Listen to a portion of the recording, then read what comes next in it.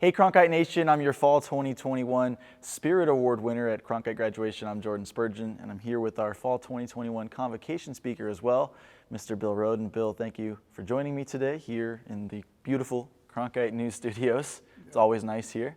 Yeah, congratulations, by the way. Thank you. Yeah, thank you. I appreciate it. Yeah, I can see why. I can see why you got the Spirit Award.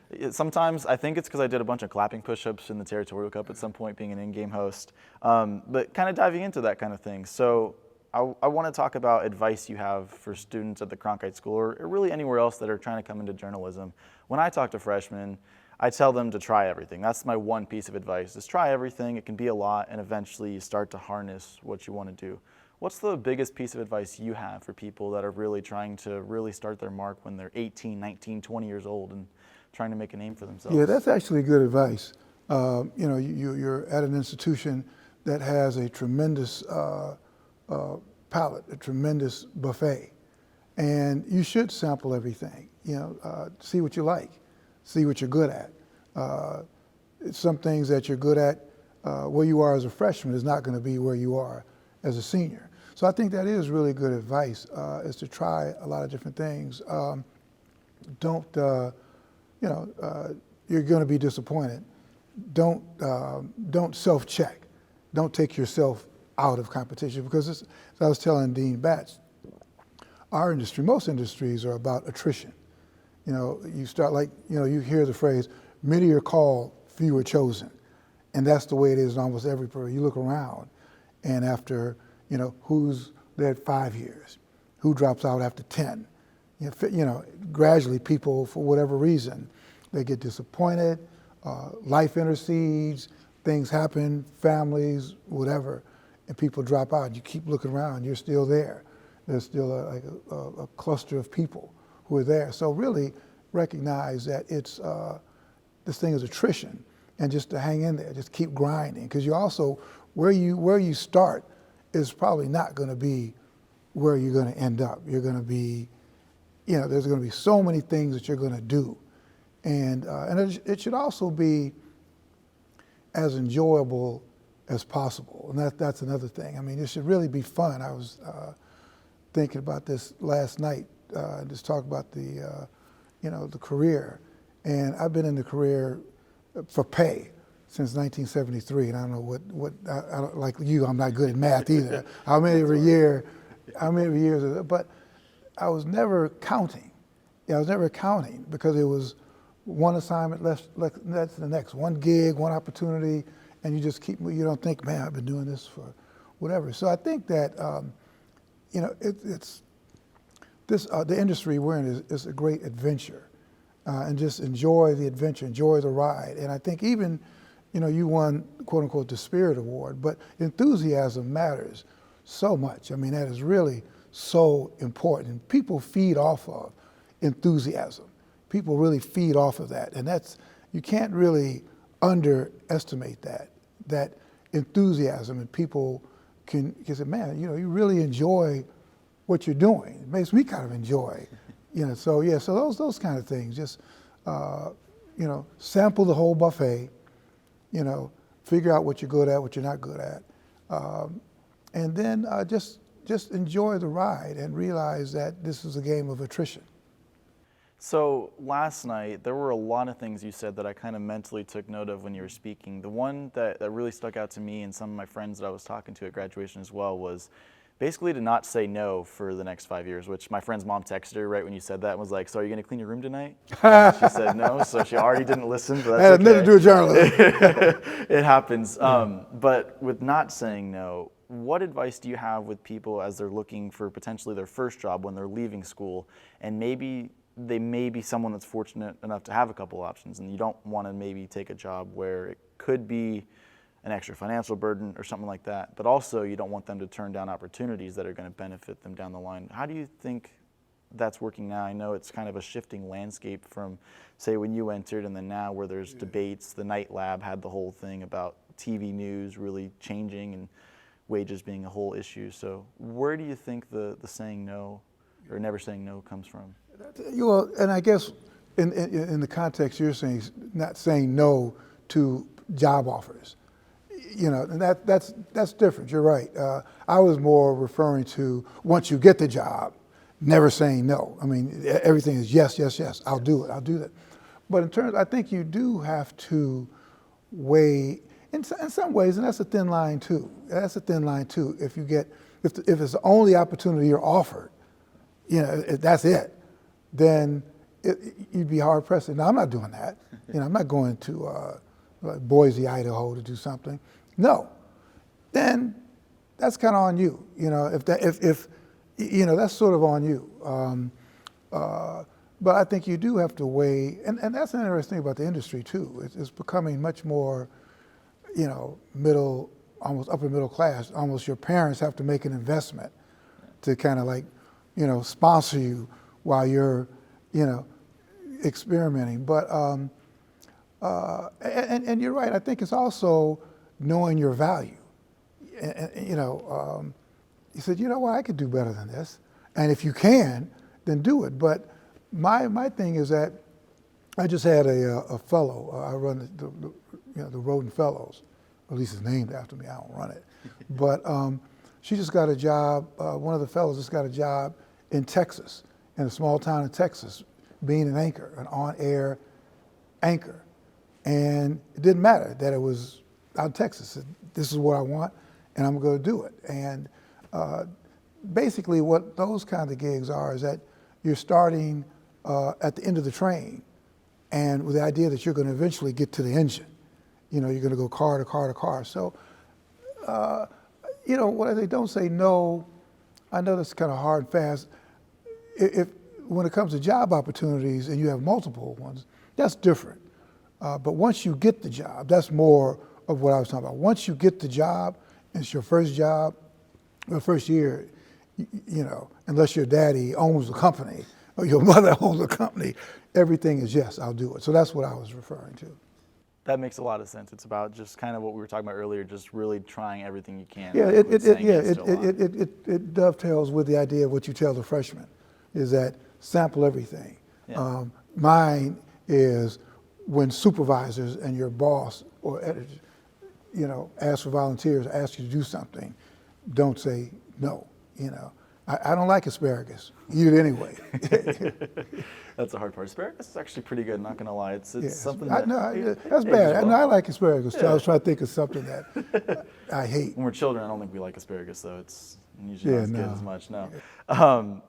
So for you, you also mentioned last night when you teach your class here, you tell them you want to hear their opinion, and basically to throw out a lot of the stuff they learn in other classes at Cronkite for your class to sort of develop that. You've done that for a long time at the New York Times as well. I believe you said 27 of your 34 years there. In that aspect of journalism or in sports journalism, what do you think is the most important part of being able to have an opinion that readers are going to care about, that are going to have an impact in especially the intersectionality of sports and race and mental health and all the issues that are really we're seeing come to light nowadays? What's the most important part in that aspect of sports journalism? Well, one of the things I've just kind of realized is, and it's kind of counterintuitive for me at least, but it's sort of what's hot. And that gets into clicks and stuff like that. But what are people talking about? And what is your opinion about what people are talking about? And that's something that, for some reason I didn't, when the gymnast was in, what's her name? Simone Biles. Was Simone Biles. Now everybody cared about that, and I weighed in on that. So everybody cared about what you thought about it, So that's one thing. I mean, it's kind of superficial, but what are people talking about? What do people care about? And what do you think about what people care about? What's your take? What's your opinion about that? I guess what I was stressing, particularly now, in social media, opinion and insight and perspective, it all kind of come together. There's opinion, but there's also perspective, there's point of view, there's really slim gradations between those things. There's opinion. Okay, but how did you arrive at that opinion? Everybody's got an opinion. How do you report that opinion? So that does get back to the meat and potatoes of journalism. No matter what phase it is, even if it's your opinion, how do you arrive at that opinion? who have you spoken to? I stress, who are the authentic voices? Who are the experts on this particular subject, whether it's Simone Biles and mental health or activism or whatever? Report it out. Talk to a lot of experts, pro and con. Not that you'll ever quote them, but you want to be exposed. And then what do I think? Who thinks totally opposite of what I think? Who totally disagrees? And have a long conversation with them and talk it out. And there could be a point in the conversation when they finally say, that's a good point. That you actually raise a good point. Then you kind of know you're on to something. Or by the end of it, you realize, what, I'm kind of barking out the wrong tree. I'm kind of wrong. So I think that no matter what era we're talking about, when you have opinion, there's reporting and getting to the source of finding out. And that's a thing too, is finding out who do you talk to. That's probably as big a gift or an art is finding out who are the people I need to talk to. Are they still alive? Where are the original sources? How do I get to them? There was a guy, I was looking at some old columns, at this point they're all old columns, but we were talking about how the NFL didn't allow like 18, 19-year-olds to play. You had to wait until your high school, your college graduating class or something. And I remember when I was growing up, there was this kid named Andy Livingston, who was 19 years old, who went to Chicago Bears. Turns out he's living here. And I remember I was trying to make the argument about how a 19-year-old can actually play in the NFL. And I said, oh man, that's Andy Livingston, that's right. And so I tracked down Andy Livingston, who was this 19-year-old kid, and he was living here and there. And we talked about it. And it was a kick for me because he was a guy who played for the Bears. But to me, it was an authentic voice. Here's an example. Here's a guy who's a little poster child for that. And so, but I am interested, if you want to get into commentary and opinion, and you take the class, you've been so programmed is to be quote unquote objective and not really having an opinion. And I say, okay, let's forget that. I do want to know how you feel, what your opinion is, but I want to feel how you got to that. And then I think I also said, what do you stand for? What do you really stand for? Let's kind of look in the mirror. What do you stand for? Because that's important too. And probably the end point of that is a lot of this stuff, particularly perspective, this has to do with getting older. You know what I'm saying? And unfortunately, you cannot rush that. It's kind of like going in your yard and planting an oak tree. Right. And you could try to water it 80 times a day, and it's not going to grow any faster. In fact, you'll probably kill it. Unfortunately, it's just going to take time. And that's the same thing with perspective and how you feel today, 10 years from now, because you will have had a whole range of experiences, and so there's that. But while you're waiting to get old, there is reporting and perspective and that kind of stuff. So the main reason why I ask that is I feel like at a time in journalism where a lot of us are going through programs right now in school, we're really seeing a change. And you've probably seen it over the years as well, where you talked a little bit about objectivity in journalism. And now we're seeing more of a blending with where are your morals, where are your standards, what are the things you stand for, and having that kind of cross into journalism in sports and in regular news and all kinds of coverage as well. How much do you see that evolving over the next 10, 15 years as those of us learning that stuff in school start getting out there and really starting to make those changes potentially? Yeah, that's hard. I mean, that's really difficult because kind of back in the day, there were these hard lines. Right. Here's the op-ed, we have a thing called commentary, and then there's news. And you're right, now it's kind of blended and everybody's got, and beyond that, everybody has got their own reality. And you've got the ability to create some type of portal or device. Say, this is what I think. This is my, and here it is. So, that's why I'm kind of leaving it up to you guys. Figure how do you unravel that? Because it is a blend, and what's really real. I mean, the great thing about sports, to a large extent, is that it doesn't matter what your reality is. It's Georgia 21. Or it was Alabama 34, Georgia 21.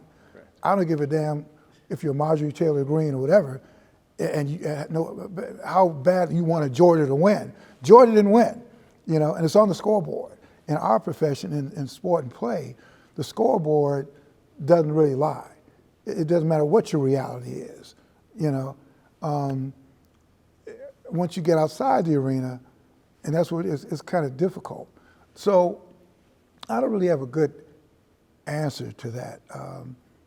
I just know that when you're reporting a news story in the day, a news story is a news story. The fire, the house burned down, who, what, where, and why the house burned down. Not, in the middle of that, I take you on a column about, about who the owner, the landlord was, and how this guy is effed up, and how, something like that. I don't know.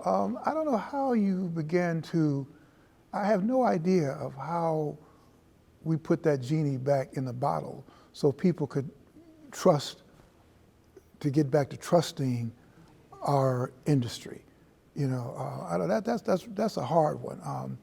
All you can do is that if you are the adult in the room and you're running the news site, that's all you can do. If you're running the news site, you can have your own standards of news, commentary, and this is news, this is commentary, and never the two shall meet. But it almost becomes individual. It almost becomes individual. So, like I said, I kind of throw that in the lap of your generation, that you guys figure this out. Right. I mean, it starts with just having the questions asked of us, I believe, because once the questions are asked, it lingers in our mind a little bit. Like last night you mentioned, I have a lot of questions for you guys. I don't have answers that I'm giving you, which I chuckled a little bit. It was funny, but it was true. And I think it's important because just hearing those questions, it automatically gets you thinking about things that can change. And I think we're in that time. I guess I got two more things for you real quick. So if there was anything from last night that maybe you didn't say because of time, or that you would want someone that wasn't there to hear now, what would you say, especially if it's an up-and-coming journalist or someone who's thinking about going into journalism at this point? Yeah, there was one thing I missed. Accuracy.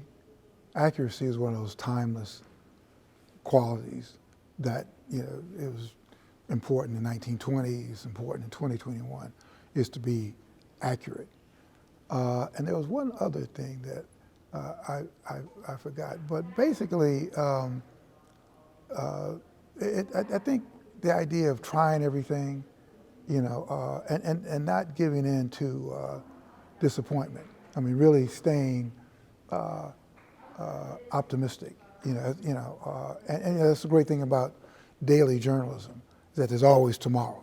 You could have a terrible day, or you write something and there's a mistake, or whatever, but there's always the next assignment, and that's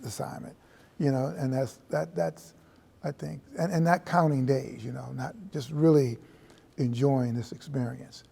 But the other thing, so that's kind of it, just the idea of accuracy. There was one other thing that I forgot, but and I think the authenticity is kind of important, staying true to who you are. I was referring to people of color a lot, because in our business is still, unless you work for like an Undefeated, where it's a black newsroom. But if you're a woman, you're going to be in a lot of, particularly if you're in sports, there's going to be a lot of situations where it's just you. But it also could even be politically. You may be in a situation where you're the only one who feels strongly about this ethical issue, and you're in a room and some important decisions are about to be made.